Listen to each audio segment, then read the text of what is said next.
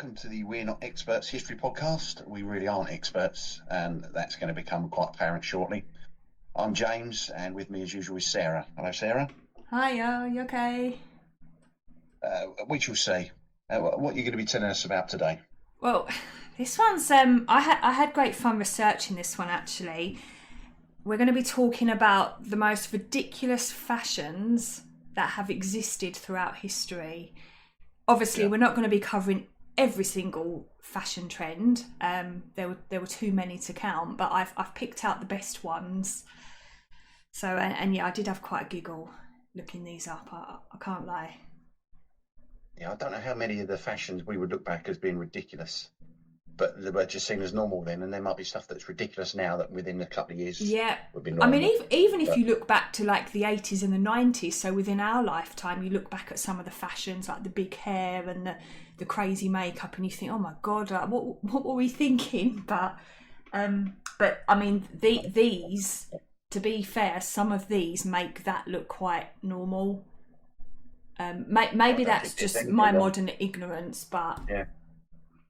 No, I don't think there's anything wrong with my big hair and makeup. No, it suits you. Yes. Yeah. But right. Anyway, right. So the first one. So these aren't in any particular order. I'm just kind of throwing them out there, but. The first one that cropped up, which I'd actually heard of, and I imagine you would have heard of as well, is the cod piece. And I'm not talking about a bit of fish. I'm talking about... No.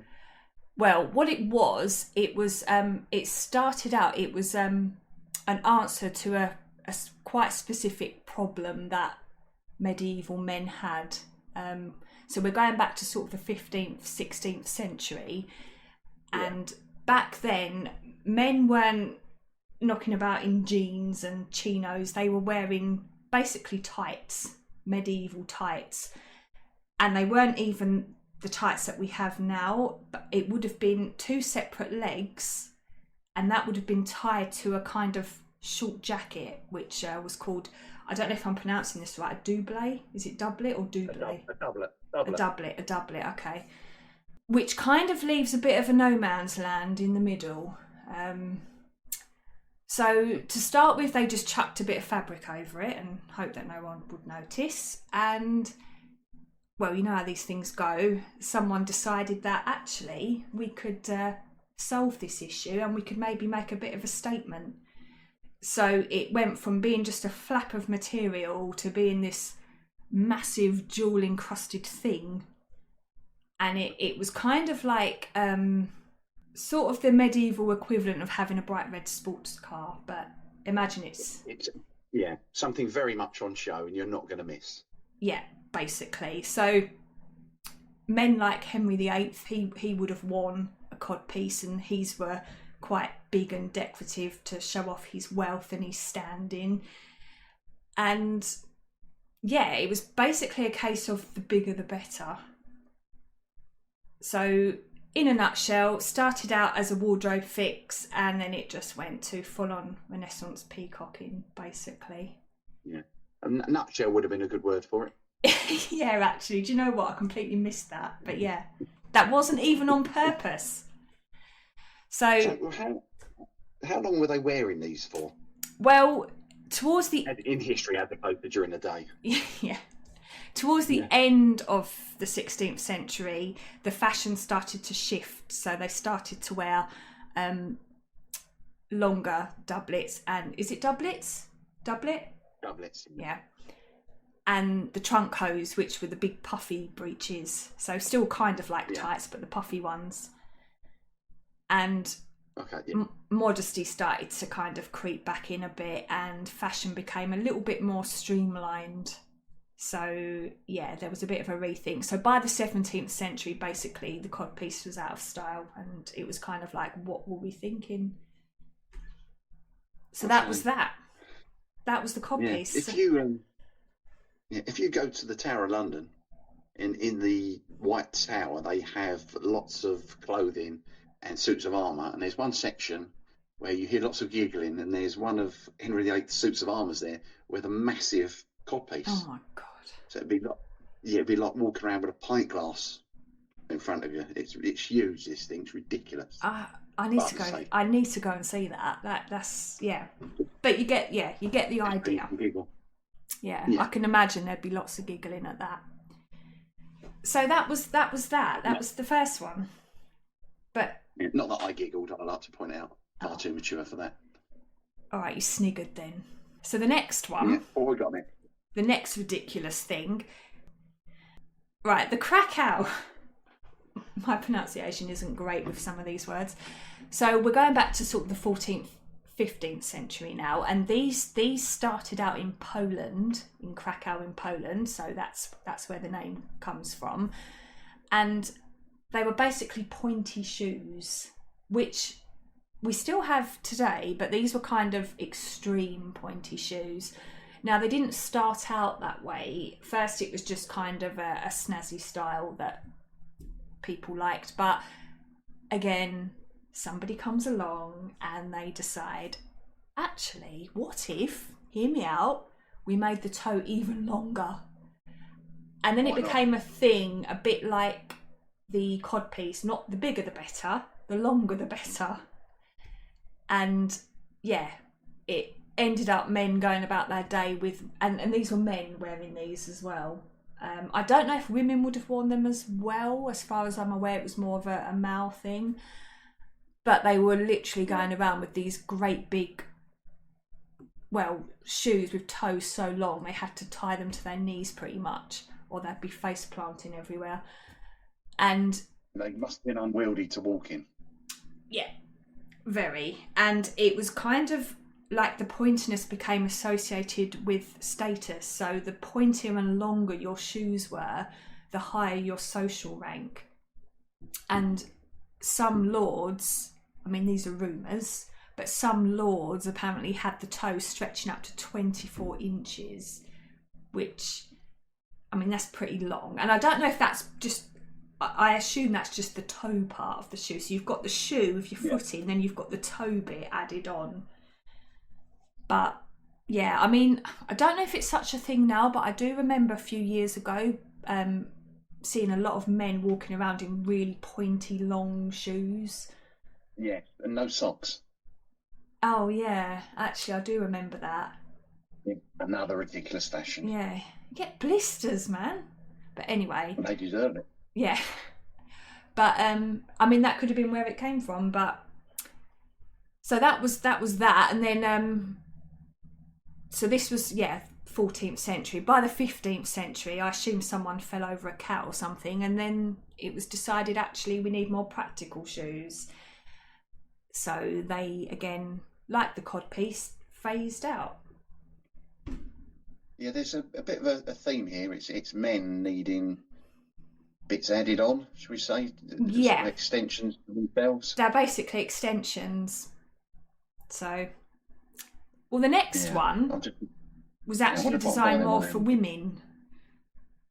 Okay. And it started out, so now we're talking about, and again, correct me on my pronunciation, because I'm probably going to say it wrong, the chopin. And this was a style of shoe. And they were basically, they weren't just high heels, they were shoes, but they were stilted shoes. So kind of like platforms, but ridiculous platforms. Now, like the codpiece, it started out as a fix. The idea of it was women obviously back then wore long dresses, and it was to keep their hems out of the mud and the other not very nice things that would have been in the streets. So this is I don't know if they were a thing in England, because this was in Venice that they were actually created. Sense, yeah. So but they were around for quite a while. Between the 15th and to the 17th century, these shoes were around, and they started out, like I said, as a way to keep women's hems out of the mud, which you think, oh yeah, that's quite sensible, it makes sense. Yeah. And then it became a thing when they decided, actually, let's make them even taller. And it became a status thing where the taller your shoes, the higher your social rank. So at the height of this fashion, and that pun was intended, women literally needed 2 servants to help them walk, because they could not walk unaided, because they were wearing stilts on their feet as a fashion statement. So, and I suppose if you're not tripping over as much as it's a proper tumble. Yeah. If you're that high off the ground. Yeah. Yeah. Like a Renaissance Jenga tower, basically. So yeah, not pleasant. That's going to hurt. And so that went on for a couple of centuries. But eventually, sidewalks and common sense were invented, and it kind of killed the trend a bit. So I also wondered how long before they thought, well, everyone can see these things, I'm going to have to make the hemline lower. Yeah, and then it kind of defeats the purpose. Yeah. But then I think that was the point. I think the point of it was to actually see the shoes. So I think if you're someone who's 5 foot and then the next day you're 6'2", I think that's going to be quite a statement. Yeah, you'll just be like hovering above everyone. Yeah. Yeah. So that was that one. This one is even more ridiculous because I don't even know. So actually, no, the pointy shoes, I just don't get that. But the codpiece and the platform shoes, they kind of started out as a fix to solve a problem. So you can kind of see where it's come from. Now, we come to 16th, 17th century Europe and we've got the rough. Why? Like, where? I don't even know who. No. But I'm sure people will know what I'm talking about. We've all seen the old pictures of the Elizabethans with their great big frilly rough collars on. It's very distinctive. You've seen Blackadder, you've seen them as well. Exactly. Now I don't really know what the idea behind it was, and I don't think whoever invented them knew what the idea behind it was. I don't know whether they just looked at a frilly shirt collar and just thought, this needs more drama.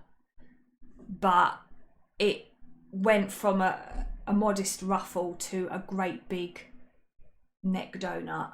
So I imagine it would have looked like you had a satellite dish around your head or something, or you just come back from an event and they need to keep you away from your stitches. Yeah, basically. Yeah. But these things, so they looked ridiculous, and they would not have been comfortable, and they would have been heavily starched. They were very, very wide, sometimes up to a foot wide. So we're not talking a small ruff, we're talking a great big, huge thing. You would have had to have walked up, well, I imagine, I wasn't there, but I imagine you would have had to walk sideways to get through doors. And if you want to eat while you're wearing one, forget it, that's not happening. Yeah, and you would never be able to use the phone. You wouldn't be able to reach. No. Luckily, phones weren't invented then. No. But then you need to write a letter, but you wouldn't be able to see the page because you had this stupid thing in front of you. But again, like everything else, the bigger, the better. So the richer and higher status you were, the bigger the ruff. So, but again, by the 17th century, people realised that basically wearing what was essentially a decorative neck frisbee wasn't really practical. So that phased out, and we started to see the more softer collars and cravats rather than this great big neck ruff. Yeah, so it is really just fashion. I can't see any reason for that. Yeah, I can't see any practical reason for that. So like the pointy shoes, the Krakow, yeah, it was basically a fashion thing. But yeah, I can't see that one coming back. No, I can't either, to be fair. I hope it doesn't. I'm sure you'll be first in the queue to get yourself a nice neck ruff if they did come back. Yeah, I don't know. I probably won't be able to get out of the shop with it on. That's a great excuse. I suppose I can wheel it home. Yeah, just wheel you home. Yeah, yeah, I'll give that a miss. But I Yeah. suppose that is how I roll. Oh, very funny. Right, we'll move on very, We'll very move quickly. on. We'll move on from that terrible joke.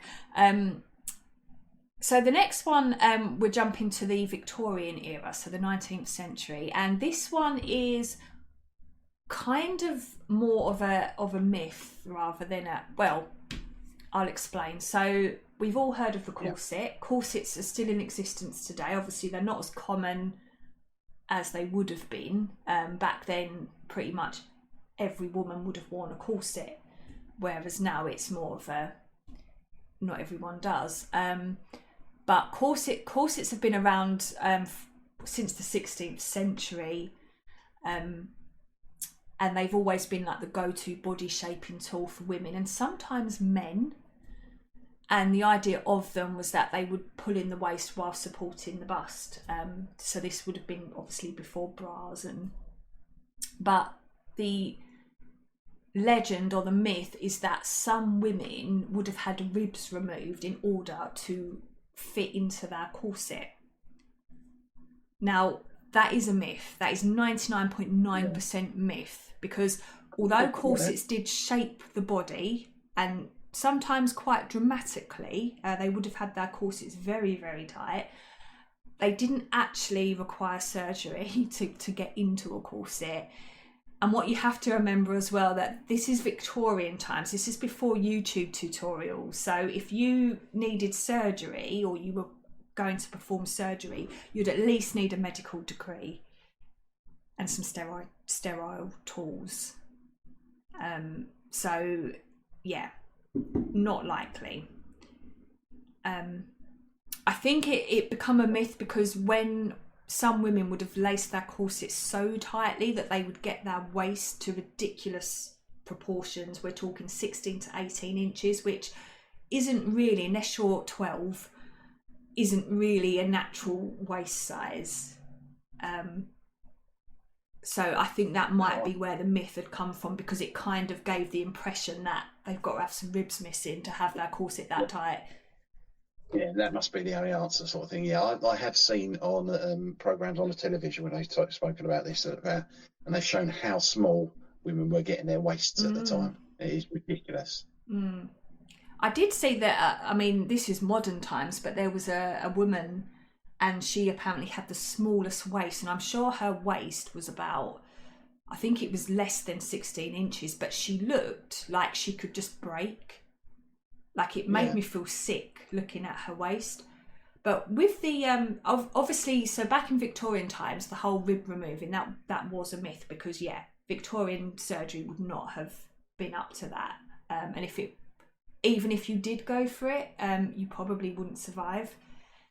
No. But I have actually heard that some women today do get surgery to remove ribs in order to improve their waistline. Why? It's like surgery gone crazy. But anyway, so now it's a thing. Now it does actually exist. Back in Victorian times, no, women were not having their ribs removed to fit into their corsets. They were just lacing them so tightly that they probably fainted quite a lot. That's where the whole the idea of the swoon comes from, because that's a very Victorian term, isn't it? The swoon. Yeah. Yeah, I was going to say, you hear less about women fainting and needing smelling salts now because corsets aren't worn, and it was just because they were so tight they would have been passing out quite frequently. But yeah, so we've just dispelled that myth. Well done. Yes, well done us. Yeah, losing my corset. Yes. So we're still in the 19th century, early 20th century, and this is another one that a lot of people probably would have heard of or seen. Think of Neville Longbottom's grandmother in Harry Potter. What does she wear on her hat? You're not going to answer that You're one not for going to me. know this. Okay, so she wears a hat with a stuffed vulture on it. So all Potter fans out there, you're going to know what I'm talking about. But this wasn't just a magical thing. This was a thing. So yeah, late 19th, early 20th century, women didn't just wear hats. They basically wore avian crime scenes on their heads. So we're talking hats with birds stuck to them, dead birds, let me just point out. So I don't know where this trend came from. I don't think somebody just suddenly woke up and said, I think this hat needs a dead bird on it. But basically it started in Paris. Yeah. And so this is kind of mid to late 1800s. So it started in Paris and it quickly spread to Britain and the United States. But basically the hat designers were trying to outdo each other, and it went from feathers to full-on stuffed birds and birds' nests and birds in poses. And one very notorious name in the business was a Madame Caroline Ribot, and again I probably pronounced her name wrong, apologies if anyone's French and I've just offended you. So she was one of... She's listening, email. Yeah, sorry Caroline, just drop me a line if I'm pronouncing your name wrong, let me know, thank you. But she was considered one of the greats, and although she didn't invent the whole bird on hat trend, she definitely pushed the art and made it into high drama, and normalised the idea that unless you looked like you'd ransacked an aviary, your hat just wasn't doing it. And Queen Alexandra of England, or Alexander, I don't know if it was Alexandra or Alexander. It was Alexandra, yeah. Okay, I missed out the R in my notes. Reason. I'm going to just correct that now because I'll forget otherwise. There we go. She was actually known for her fashion influence. She was very fashionable, so she started to... she didn't start the trend, but when she started to strut around with feathers and dead birds on her head, everyone else copied. Yeah, so, as you do. Yeah. So by sort of the 1880s, reportedly millions of birds a year were being used for hat making, and the fancier the hat, the more exotic and often endangered the bird. So basically, if it flew, it could be glue gun to a hat.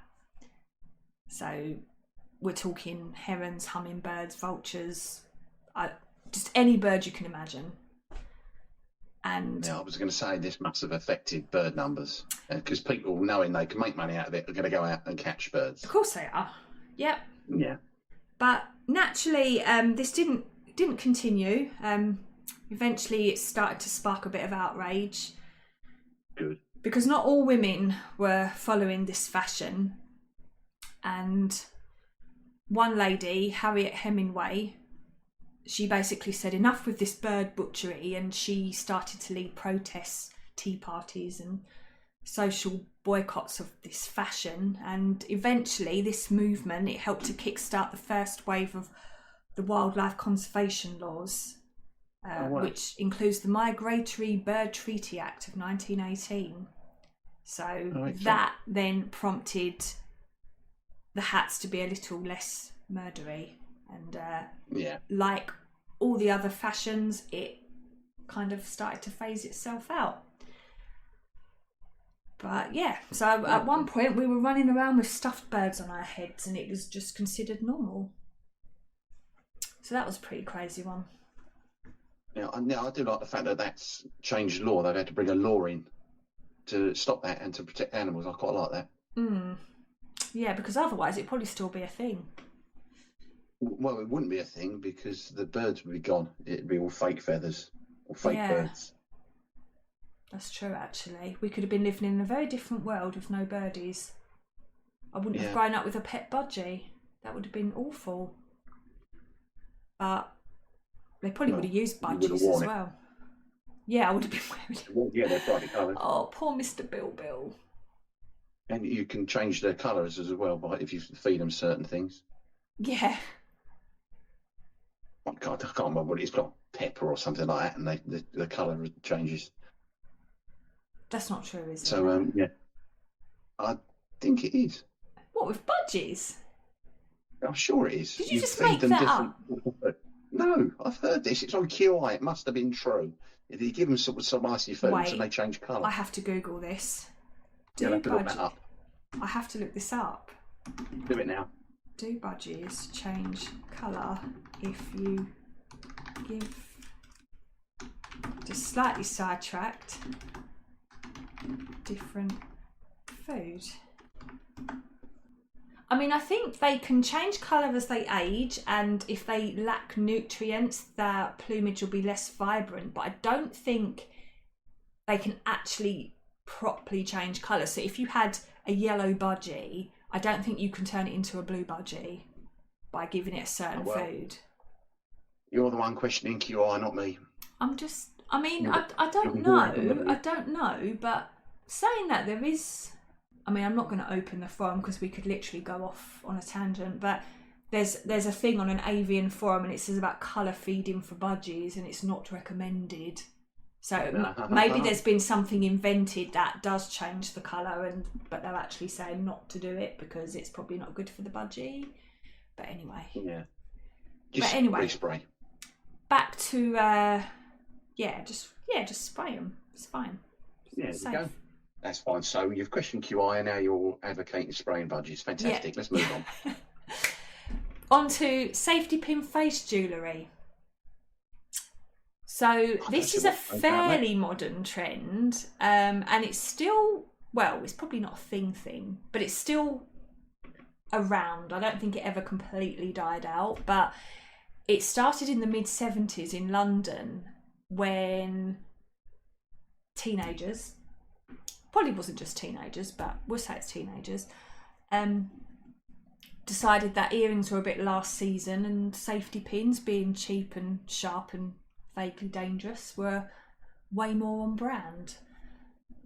So we're talking punks here, aren't we? Yes. So when I say teenagers, I actually should have said that. I'm talking more punk teenagers, or just general punks. And yeah, the idea was you just get a safety pin and just plop it through your nostril or your cheek, and there you go, you're ready. It's also part of punk's do-it-yourself approach to everything. Yes. So, yeah.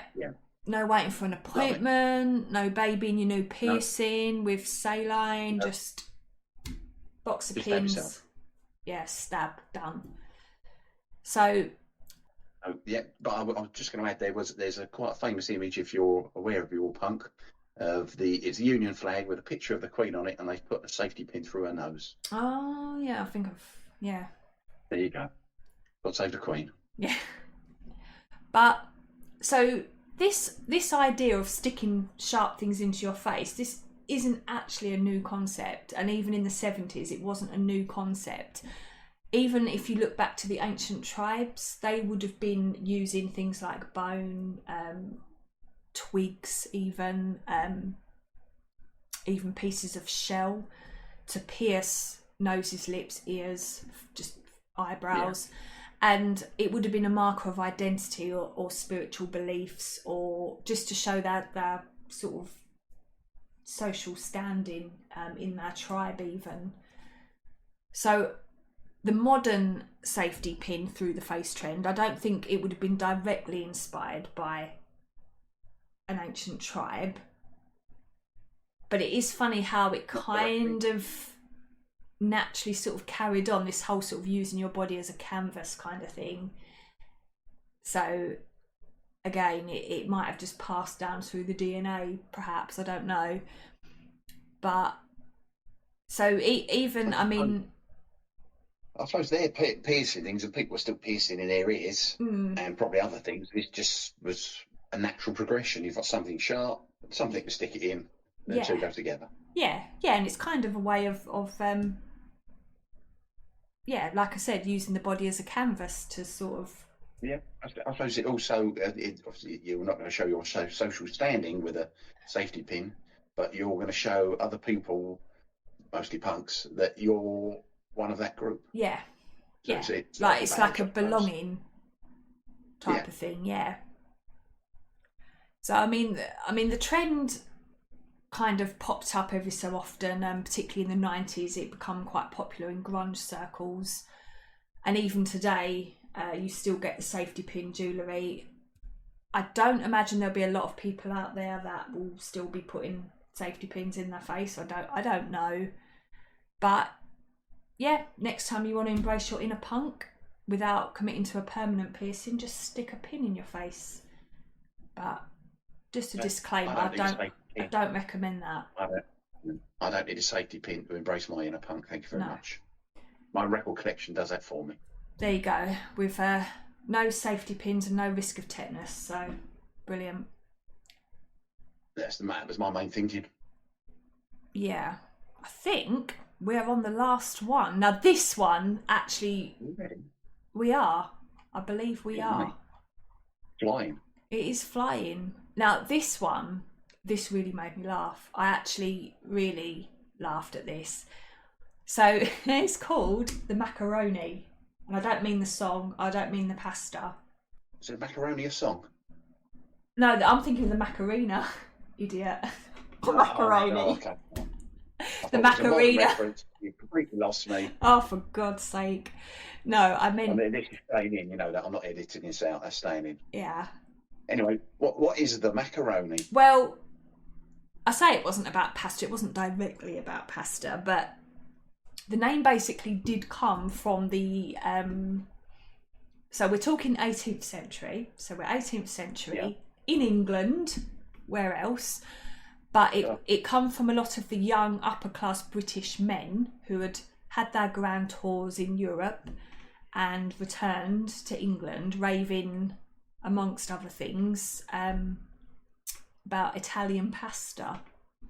And they started anything that was stylish or European, they started to refer to it as macaroni. So you know, like we have our slang words nowadays, which a lot of the kids use. I mean, I can't think of any examples, but because I'm not in with the kids, or down with the kids, as you say. I'm too old. Oh, yeah. But yeah, it was macaroni. You know, as teenagers, we might have said things like, "Oh, that's wicked," or "That's awesome." Yeah. They would say it's macaroni. And eventually they began to be known as macaronis, and the word macaroni meant extra. So these guys were extra. So they would have been prancing around London in these crazy flamboyant outfits. And we're talking great big, tall, powdered wigs with little tiny hats. And this is what made me laugh. So they would have had these great big tall powdered wigs on with little hats, tiny little hats just stuck on top. And that it just makes you think of like Marge Simpson hair but with a little hat on top. Oh, yeah. They would have been wearing really kind of flamboyant coats covered in embroidery and gold trim and loads of buttons and very, very tight breeches. We're talking tight, which basically would have made people very uncomfortable. And I don't mean the people wearing the trousers, I mean members of the public. So this was basically camp before camp was cool. These guys, they didn't just dress for attention, they were inventing the attention. Yeah. And what's actually really cool about this is, and I didn't know this, but the styles, it was such a thing, it actually made it into, I'm sure you've heard of the American Revolutionary War song Yankee Doodle. Yeah.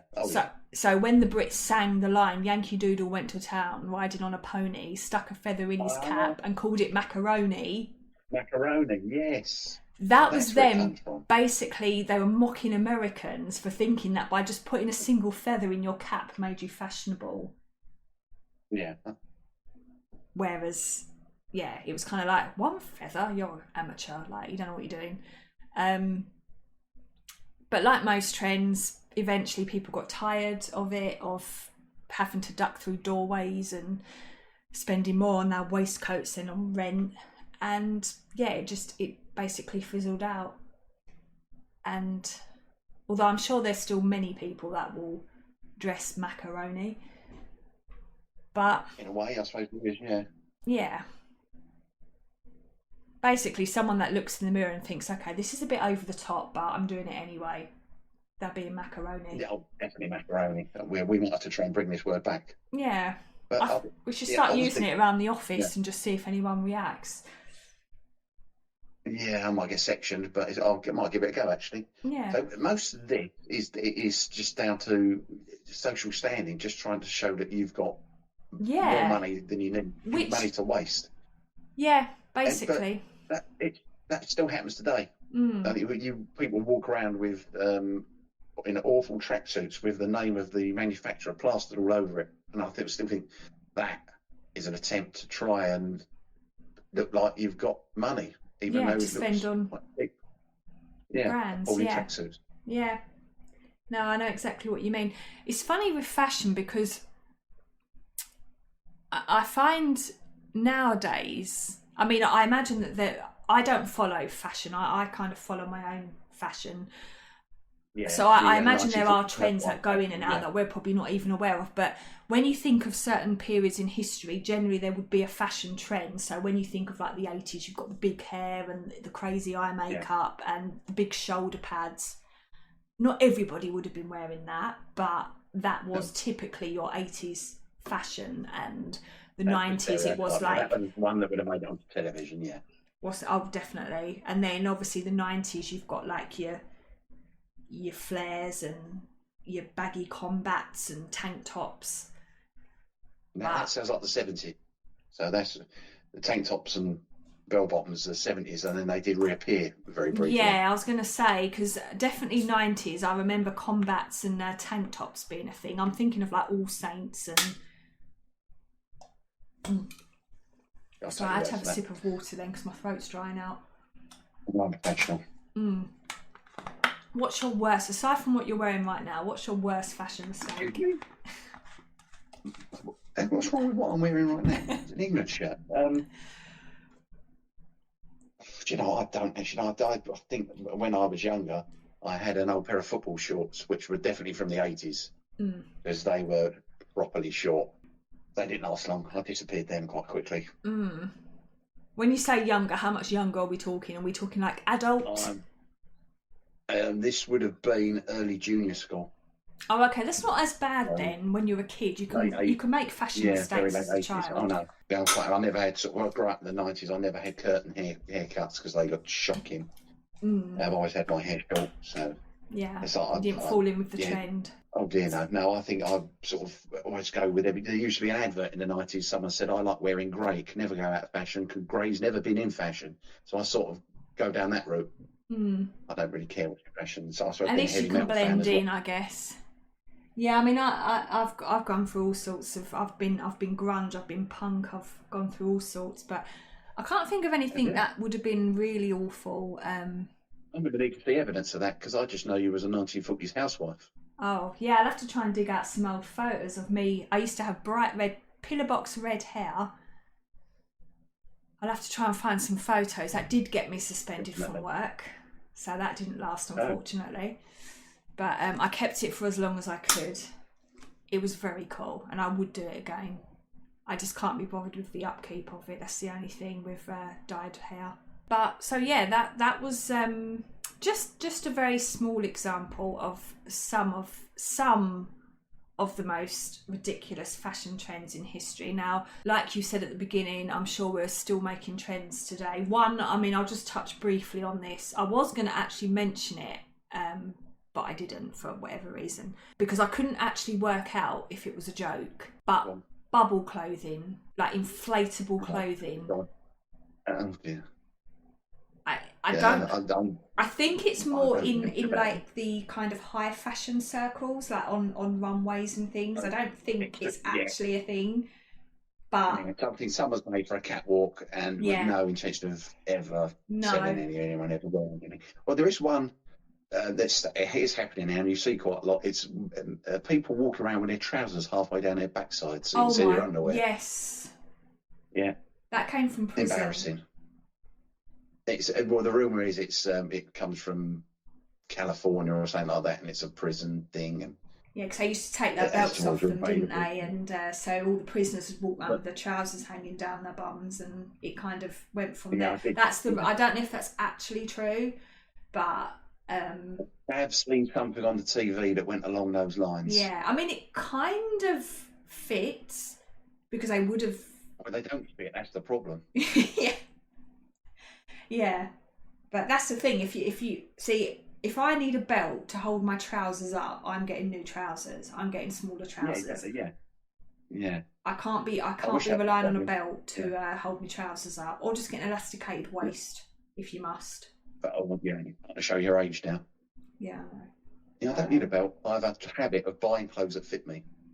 That's probably advisable, but yeah, old-fashioned, obviously. Yeah. You and your Simon Cowell trousers. No, I'm joking. You can go too far sometimes. But on that note, that was fun. Yeah. Thank you for listening to me blabbering on about fashion.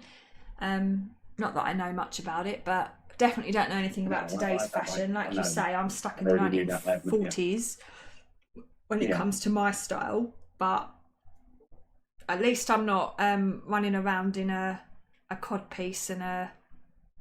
What was the other one I was going to say? And a ruff. Or your trousers halfway down your backside. Yeah. Or jeans which are about 3 inches too short for you, and shoes with no socks.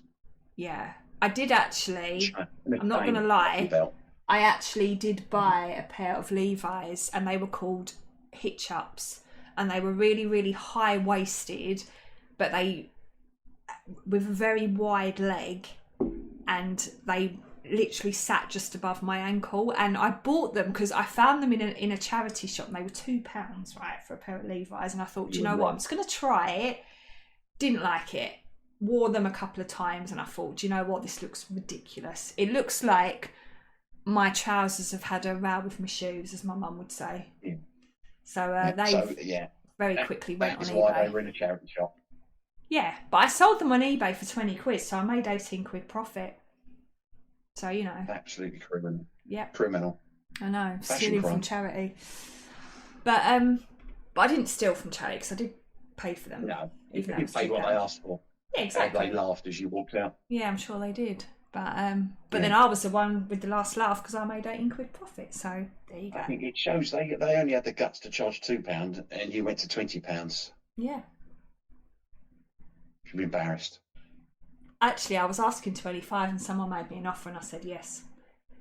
Okay, I'm going to stop now before I embarrass myself anymore. But makes it even worse.